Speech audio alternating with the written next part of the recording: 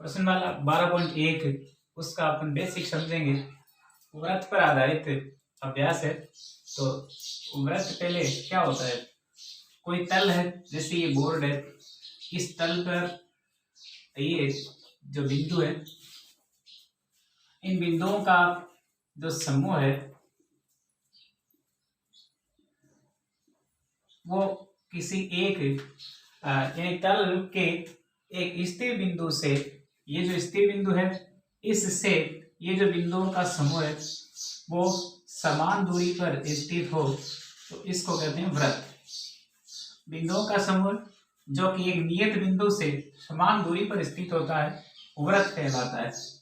अब इस व्रत में कुछ जो चीजें हैं, जैसे सबसे पहले इसका जो स्थिर बिंदु है ये O, इससे यहाँ जो बिंदुओं का समूह है इसके बीच की दूरी कहलाती है त्रिज्या। इन त्रिज्या को R से व्यक्त करते हैं। तो ये हुई त्रिज्या। दूसरा है इसका व्यास। जो व्रत है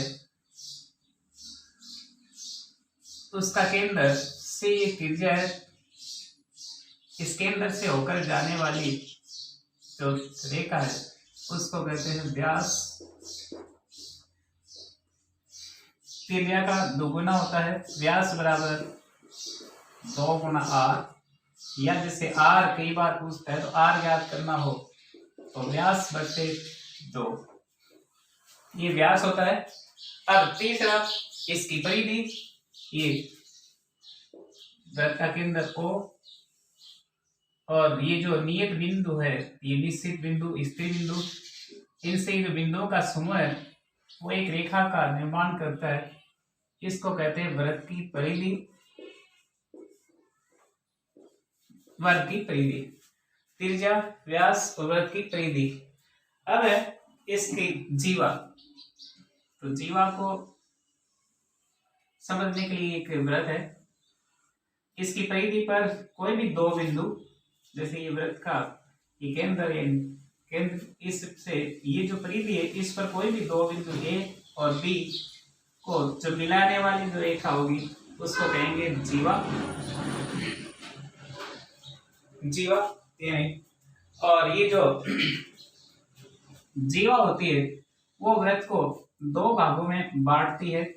इस बड़े वाले भाग को कहेंगे दीर्घ वृत्तखंड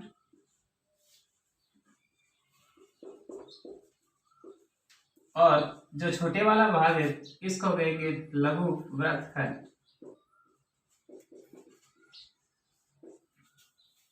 तो जीवा किसी भी वृत्त को दो भागों में बांटती है। अब जीवा कई बार इसका जो केंद्र है उससे जब खींची जाती है केंद्र से होकर, तो सबसे जो लंबी जीवा होती है वो वृत्त का व्यास ही कहलाती है। एक ऐसा भी क्वेश्चन बन जाता है कि ये सबसे लंबी जीवा कौन सी होती है, तो वो होती है इसका व्यास। तो यानी क्योंकि ये वृत्त के केंद्र से होकर जाती है, ये जो व्यास है वो सबसे लंबी जीवा है। अब इसी तरह चाप वृत्त का, जैसे ये वृत्त है और इसकी परिधि पर A और यहाँ कोई बिंदु B, तो इसकी परिधि पर ये जो दूरी होगी वो होगा चाप, इसको कहेंगे AB चाप, ऐसे इसको दर्शाएंगे, वृत्त चाप कहेंगे। अब इस चाप द्वारा वृत्त के केंद्र पर इन चाप द्वारा, इसमें भी चाप है वो दो टाइप के होते हैं, एक तो दीर्घ चाप और इसको कहते हैं लघु चाप। ये इधर वाली जो दूरी होगी वो दीर्घ चाप और इसको कहेंगे लघु चाप, ये छोटा है। ये है बड़े वाला भाग जो कि दीर्घ चाप कहलाता है।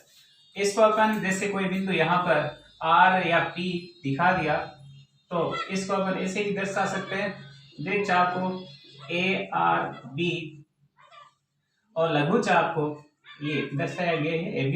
ये बड़े दीर्घ चाप है और इस चापों द्वारा, जैसे ये लघु चाप है, इस चाप द्वारा इसके केंद्र पर जो अंतरिक्ष कोण होता है वो इसका अंश माप कहलाता है। चाप द्वारा निर्मित केंद्र पर जो कोण होगा, जैसे यहाँ पर 60 डिग्री 70 डिग्री कोई भी हो सकता है, तो ये अंश माप कहलाता है इस चाप द्वारा निर्मित। तो ये तो इस लघु चाप द्वारा निर्मित अंश माप है। और जैसे दीर्घ चाप द्वारा ये ए बी, इधर वाला जो दीर्घ चाप है आर, तो यहाँ भी एक अंश माप होता है। अंश माप यानी दीर्घ चाप द्वारा निर्मित है अंश माप, और इधर ये जो बना कोण है वो लघु चाप द्वारा निर्मित कोण है। तो इस तरह से अपन इसके जो बेसिक है उसको समझ सकते हैं। ये वृत्त किसी तल के उन सभी बिंदुओं का समूह जो तल के स्थिर बिंदु से समान दूरी पर स्थित हो। ये व्यास होता है जो त्रिज्या का दुगुना होता है, और परिधि होती है वो इसका परिमाप कहलाता है। नियत बिंदु है स्थिर बिंदु, उससे नियत दूरी पर स्थित बिंदुओं का जो समूह होता है उसको एक रेखा निर्मित होती है, तो उस रेखा को कहते हैं परिधि। और ये एक जीवा परिधि पर स्थित किन्हीं दो बिंदुओं को जो मिलाने वाली रेखा होगी वो होगी जीवा। जीवा होती है वो किसी वृत्त को दो भागों में बांटती है, दीर्घ वृत्तखंड, और छोटे वाला होता है वो लघु वृत्तखंड। अब चाप होता है वो एक लघु चाप और एक दीर्घ चाप, यानी इसकी परिधि पर स्थित तो चाप की दूरी उसको लघु चाप, और ये दीर्घ चाप को ऐसे भी दर्शा सकते हैं, और लघु चाप को ए बी, उस पर ये चाप का निशान। अंश मान है लघु चाप द्वारा निर्मित कोण और ये दीर्घ चाप द्वारा निर्मित कोण। अब 12.1 के जो प्रश्न है उन पर अपन थोड़ा देखते हैं। पहले है रिक्त स्थानों को भरिए। वृत्त का एक केंद्र वृत्त के में स्थित होता है, तो एक वृत्त के जो भाग होते हैं वो आप थोड़ा देख लें। ये जैसे ये तल है, इसमें ये जो वृत्त है इसका जो अंदर का भाग है वो अभिहंतर कहलाता है, और जो इसका बाहरी भाग है वो बहिर्भाग कहलाता है। और ये जो वृत्त है ये इसका परिधि। तो ये जो एक तल होता है वो वृत्त 3 भागों में बांटता है, अभ्यंतर, बहिर्भाग।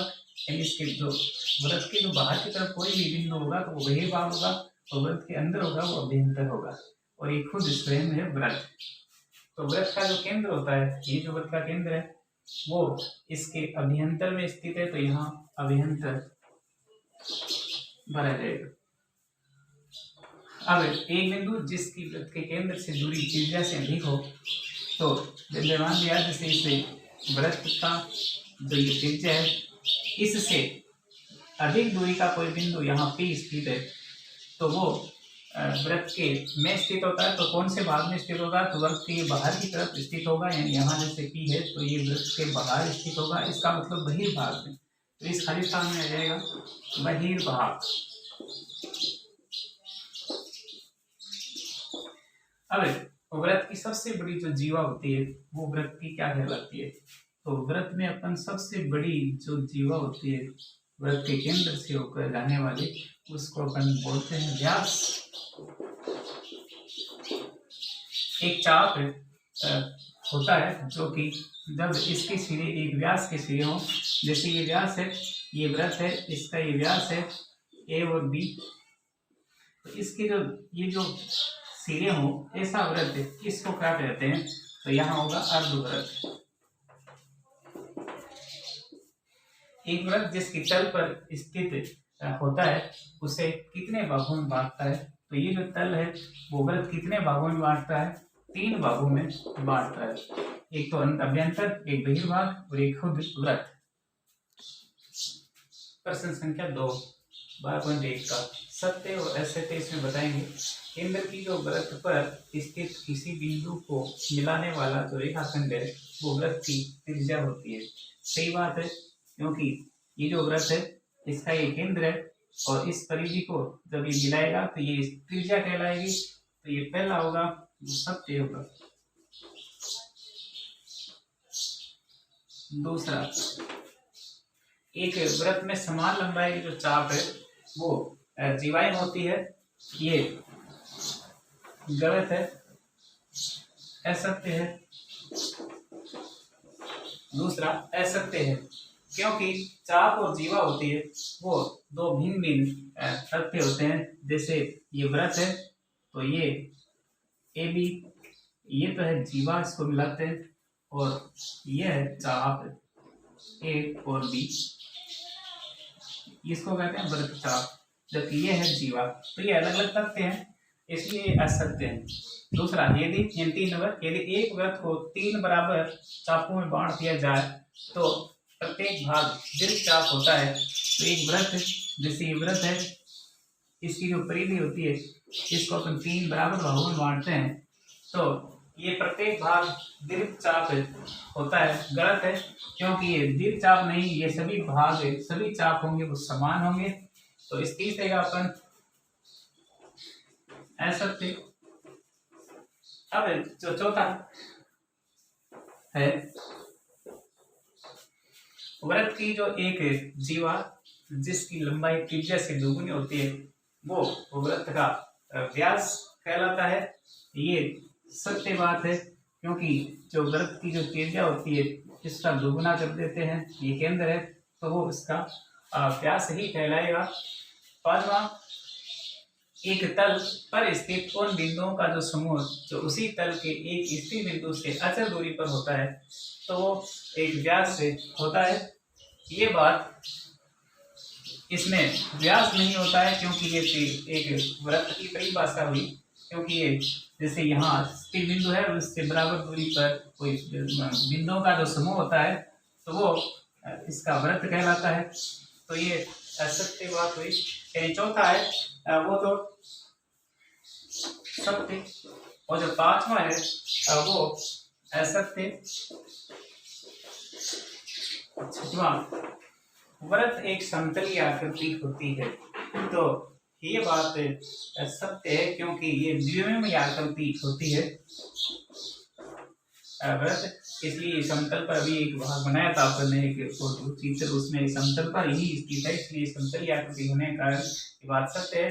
वह जीवा जिस पर केंद्र स्थित होता है वो त्रिज्या कहलाती है, तो ये बात असत्य है। वह जीवा जिस पर केंद्र स्थित होता है, तो वो तो जैसे ये केंद्र है और ये एक जीवा है, तो इसको अपन व्यास कहेंगे, न कि इसको त्रिज्या कहेंगे। इस तरह से अपन को इसका प्रश्न नंबर 2 है उसको हल कर सकते हैं आसानी से।